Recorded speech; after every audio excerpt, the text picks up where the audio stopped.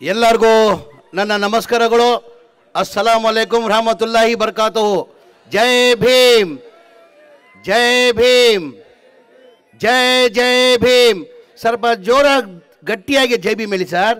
ಇವತ್ತು ನಮಗೆಲ್ಲ ಗೊತ್ತೇ ಇದ್ದಂಗೆ 2014 ಕೇಂದ್ರದಲ್ಲಿ BJP ಸರ್ಕಾರ ಬಂದಾದಮೇಲೆ ನಮ್ಮ ರಾಜ್ಯದಲ್ಲೇ ಒಬ್ಬರು ಮಂತ್ರಿ ಆಗಿದ್ದರು ಕೇಂದ್ರದಲ್ಲಿ, ಅನಂತ್ ಕುಮಾರ್ ಹೆಗಡೆ ಅವರು. ಸರ್ಕಾರ ಬಂದಿರೋದೇ ನಾವು ಸಂವಿಧಾನ ತೆಗಿಯೋಕ್ಕಂತ.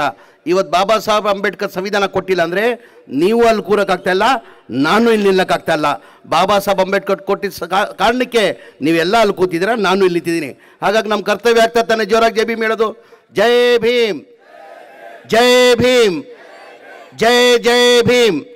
ವೇದಿಕೆ ಮೇಲೆ ಆಸೀನಿರುವ ನಮ್ಮ ನಾಯಕರು, ಈ ರಾಜ್ಯದ ಮುಖ್ಯಮಂತ್ರಿಗಳಾದಂಥ ಮನೆ ಸಿದ್ದರಾಮಯ್ಯ ಸಾಹೇಬ್ರೆ, KPCC ಅಧ್ಯಕ್ಷರು, ನಮ್ಮ ನಾಯಕರು ಹಾಗೂ ಉಪಮುಖ್ಯಮಂತ್ರಿಗಳಾದಂಥ ಡಿ ಕೆ ಶಿವಕುಮಾರ್ ಸಾಹೇಬ್ರೆ, ಈ ಜಿಲ್ಲಾ ಉಸ್ತುವಾರಿ ಮಂತ್ರಿ ಆದಂಥ ಶಿವಾನಂದ್ ಪಾಟೀಲ್ ಅವರೇ, ಸಚಿವರಾದಂಥ ಸತೀಶ್ ಜಾರಕಿಹೊಳಿ ಅವರೇ, ನಮ್ಮ ACC ಸೆಕ್ರೆಟರಿ ಆದಂಥ ಮಯೂರ್ ಜೈಕುಮಾರ್ ಅವರೇ, ವೇದಿಕೆ ಮೇಲೆ ಆಸೀನಿರುವ ಹೆಸರುಗಳು ತೊಗೊಂಡ್ಬಾರ್ದಂತ ಯಾರ್ದು, ಹಾಗಾಗಿ ಯಾರ್ದು ತಪ್ಪಾಗಿ ಭಾವಿಸ್ಬಾರ್ದು, ಯಾರು ಹೆಸರು ತಗೊಳ್ಳಲ್ಲ.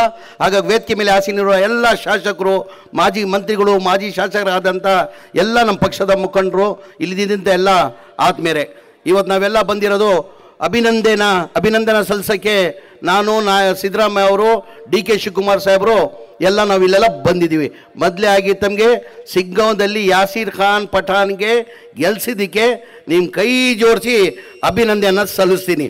ಶಿವಾನಂದ್ ಪಾಟೀಲ್ ಸಾಹೇಬ್ರು ಹೇಳ್ದಂಗೆ ನಾವು ಯಾರೂ ನಿರೀಕ್ಷೆ ಇಟ್ಟಿರಲಿಲ್ಲ. ನಾವು 13,000 ಅಂತರದಲ್ಲಿ ನಾವು ಗೆಲ್ತೀವಂತ ನಿರೀಕ್ಷೆ ಇರಲಿಲ್ಲ. ಗೆಲ್ತೀವಂತ ಇತ್ತು, ನಾವೇನು 4-5,000 ಅಂತರದಲ್ಲಿ ನಾವು ಗೆಲ್ಬೋದಂತ ನಾವು ನಿರೀಕ್ಷೆ ಇಟ್ಕೊಂಡಿದ್ರು. ಮತದಾರರು 13,000 ಮತದಿಂದ ಯಾಸೀರ್ ಖಾನ್ ಪಠಾನ್ನ ಗೆಲ್ಲಿಸಿದ್ದಾರೆ. ನಾನು ಇಲ್ಲಿ ಬಂದಿದ್ದೆ 4-5 ದಿನಕ್ಕೋಸ ಸಿಗ್ಗಾಂವ್, ಬಂಕಾಪುರ್, ಸೌನೂರಿಗೆಲ್ಲ ನಾನು ನಸೀರ್ ಅಹಮದ್ ಸಾಹೇಬರು ಎಲ್ಲ ಕಡೆ ಅಡ್ಡಾಡಿದ್ವಿ. ಎಲ್ಲ ಕಡೆ ಒಂದೇ ಭಾವನೆ ಇತ್ತು ಜನಗಳದು, ಇಲ್ಲ ಈ ಬಾರಿ ಬದಲಾವಣೆ ಬೇಕು. ಕಾರಣ ಅಂದರೆ ನಾವು 4 ಬಾರಿ ಬಸವರಾಜ ಬೊಮ್ಮಾಯಿ ಅವ್ರನ್ನ MLA ಮಾಡಿದ್ದೀವಿ. ಅವ್ರು ಮುಖ್ಯಮಂತ್ರಿ ಆಗೂ ಮಾಡಬೇಕಾಗಿರೋದು ಅಭಿವೃದ್ಧಿ ಕೆಲಸ ಮಾಡಿಲ್ಲ ಅಂತ ಜನಗಳು ಭಾವನೆ ಇತ್ತು. ಆ ಹಿನ್ನೆಲೆಯಲ್ಲಿ ಜನ ಬದಲಾವಣೆ ಬಯಸ್ಬೇಕಂತ ಹೇಳ್ಬಿಟ್ಟು ಯಾಸೀರ್ ಖಾನ್ ಪಠಾನ್ನ ಇವತ್ತು ಗೆಲ್ಲಿಸಿದ್ದಾರೆ.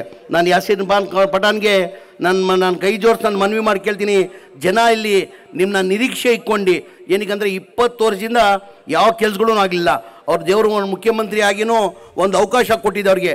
ಮುಖ್ಯಮಂತ್ರಿ ಆಗಿ ಅಟ್ಲೀಸ್ಟ್ ರಾಜ್ಯಕ್ಕೆ ಬೇಡ, ಅವ್ರ ತಾಲೂಕಾದ್ರೂ ಕೆಲಸ ಮಾಡ್ಬೋದಾಗಿತ್ತು, ಅವ್ರು ಮಾಡಿಲ್ಲ ಅಂತ ಕಾರಣಕ್ಕೆ ಜನ ನಿಮ್ಮನ್ನ ಆಯ್ಕೆ ಮಾಡ್ಕೊಂಡಿದ್ದಾರೆ. ನಿಮ್ಮ ಕರ್ತವ್ಯ ಧರ್ಮ ಆಗ್ತದೆ. ಏನಕ್ಕಂದರೆ ಎಲ್ಲ ಕೆಲಸ ನೀವು 20 ವರ್ಷದಲ್ಲಿ ಆಗದಿರೋದು ಕೆಲಸ ಎಲ್ಲ 3.5 ವರ್ಷದಲ್ಲಿ ಮಾಡ್ತೀರಂತ ನಾನು ಹೇಳಕ್ಕೆ ಸಿದ್ಧ ಇಲ್ಲ. ಏನಕ್ಕಂದರೆ ಕಷ್ಟ ಆಗ್ತದೆ. ಈಗ ನಮ್ಮ ಸರ್ಕಾರ ಇದೆ, ನಾವೆಲ್ಲ ಇದ್ವಿ. ಯಾಸೀರ್ ಖಾನ್ ಪಠಾನ್ ಅವರು 23ನೇ ತಾರೀಕು ಚುನಾವಣೆ ರಿಸಲ್ಟ್ ಬಂದಿದ್ದು. ಗೆದ್ದಾದಮೇಲೆ 25ನೇ ತಾರೀಕು ಸೋಮವಾರ ನಂತರ ಬಂದು 2 ದಿನಕ್ಕೆ MLA ಆಗಿ 2ನೇ ದಿನಕ್ಕೆ ಅವ್ರು ನಂತರ ಬಂದು, ಸರ್ ನನ್ನ ಕ್ಷೇತ್ರದಲ್ಲಿ ತೊಂದರೆ ಇದೆ, ಕಷ್ಟ ಇದೆ, ನನಗೆ ಅನುದಾನ ಬೇಕಾಗ್ತದೆ, ಬಡವ್ರ ಮನೆಗಳು ಬೇಕಾಗ್ತದಂತ ಮನವಿಯನ್ನು ಕೊಟ್ಟು ಗಲಾಟೆನ ಮಾಡಿದ್ರು. ಆವಾಗ ನಾನು ಅನಿಸ್ತು, ಯಾಸೀರ್ ಖಾನ್ ಪಠಾನ್ ಅವರು ಈ ತಾಲ್ಲೂಕಿಗೆ ಏನಾದ್ರು ಒಂದು ಮಾಡ್ತಾರಂತ ನನಗೆ ನಿರೀಕ್ಷೆನ ಇಟ್ಕೊಂಡಿದ್ದೀನಿ. ಏನಕ್ಕೆಂದರೆ ತಮಗೆಲ್ಲ ಗೊತ್ತೇ ಇದ್ದಂಗೆ ಕಾಂಗ್ರೆಸ್ ಪಕ್ಷ ಇವತ್ತು ತಾವು ಎಲ್ಲ ಮತದಾರರು ಒಂದು ನಿರೀಕ್ಷೆ ಇಟ್ಟು ಬದಲಾವಣೆ ಮಾಡಬೇಕಂತ ಯಾಸೀರ್ ಖಾನ್ ಪಠಾನ್ನ ಗೆಲ್ಸಿದ್ದೀರಾ. ಒಂದು ಇತಿಹಾಸನ ತೆಗೀರಿ, ಇತಿಹಾಸ ತೆಗೆದು ನೋಡಿ. ಯಾವಾಗ ಚುನಾವಣೆ ಬರ್ತದೆ ಆವಾಗ ಜನಗಳ ಮಧ್ಯದಲ್ಲಿ ಹೋದರೆ ಕಾಂಗ್ರೆಸ್ ಪಕ್ಷ ತಾವು ಇತಿಹಾಸ ತೆಗೀರಿ. ಯಾವಾಗ ಚುನಾವಣೆ ಬರ್ತದೆ ಜನಗಳ ಮಧ್ಯದಲ್ಲಿ ಹೋದರೆ ನಾವು ನಮ್ಮ ಸಾಧನೆಯನ್ನು ತೋರಿಸಿ ನಾವು ಮತ ಗೆಲ್ತೀವಿ. ನಮ್ಮ ಸರ್ಕಾರ ಇತ್ತು, ನಾವು ಇದು ಮಾಡಿದ್ದೀವಿ, ಕಾರ್ಯಕ್ರಮನ ಕೊಟ್ಟಿದ್ದೀವಿ, ಮುಂದೆ ನಮ್ಮ ಸರ್ಕಾರ ಬಂದರೆ ಇಂಥ ಕಾರ್ಯಕ್ರಮನ ಕೊಡ್ತೀವಂತ ಹೇಳ್ಬಿಟ್ಟು ನಾವು ಮತನ ಕೇಳ್ತೀವಿ. ಯಾವತ್ತನ BJP ಅವರು ಅವ್ರ ಸಾಧನೆಯನ್ನು ತೋರಿಸಿ ಯಾವತ್ತನ ಮತ ಕೇಳಿದಾರ? ಯಾವತ್ತನ ಹೇಳಿ? ಅವರು ಬರೀ ಹಿಂದೂ ಮುಸಲ್ಮಾನ್ ಅವ್ರ ಸಾಧನೆ 0, ಏನೇನೂ ಇಲ್ಲ. ಅವ್ರ ಸಾಧನೆ ಏನಿರೋದೇಳಿ 0 ಸಾಧನೆ, ಯಾವತ್ತೂ ಸಾಧನೆ ತೋರಿಸಿಲ್ಲ. ಆಮೇಲೆ ಭಾಳಷ್ಟು ಜನ ಅಲ್ಪಸಂಖ್ಯಾತರು ಇದ್ದಂಗಿದ್ದಾರೆ ಇಲ್ಲಿ. ನಮ್ಮ ಇಸ್ಲಾಂ ಧರ್ಮಲ್ಲೂ ನಮಗೆ ಜಾತಿ ಭೇದ ಮಾಡಿ ಅಂತ ಎಂದು ನಮ್ಮ ಇಸ್ಲಾಂ ಧರ್ಮ ನಮ್ಗೆ ಹೇಳ್ಕೊಟ್ಟಿಲ್ಲ. ಮಜಹಬ್ ನಹಿ ಸಿಖಾತಾ ಆಪಸ್ ಮೇ ಬೈರ್ ರಖ್ನಾ, ಹಿಂದಿ ಹೈ ಹಮ್ ಹಿಂದೂಸ್ತಾನ್ ಹಮಾರಾ, ಸಾರೇ ಜಹಾನ್ ಸೆ ಅಚ್ಚಾ ಹಿಂದೂಸ್ತಾನ್ ಹಮಾರಾ. ನಮ್ಮ ಇಸ್ಲಾಂ ಧರ್ಮ ಇದಕ್ಕೆ ಹೇಳ್ಕೊಟ್ಟಿರೋದು. ಅಂದರೆ